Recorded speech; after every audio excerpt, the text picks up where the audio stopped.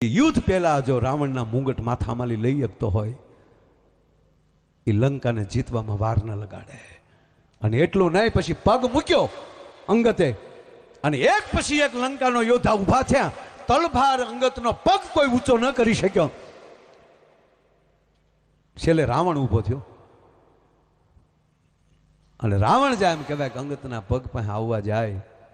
અને ત્યારે અંગત એટલું કહે છે કે મહારાજ, આપ મહાન છો, આપ મને પગે લાગે એ સારું ન લાગે, એની કરતાં મારો પગ પકડો, એની કરતાં પ્રભુ રામનો પગ પકડી લો ને, તમારો કલ્યાણે થઈ જાય ને લંકા બચી જાય.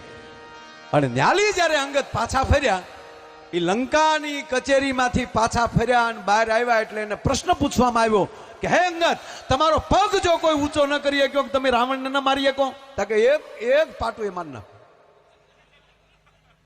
એક પાટું મારું ને તો અમૃતનો કુંભ ગમદીને બહાર નીકળી જાય.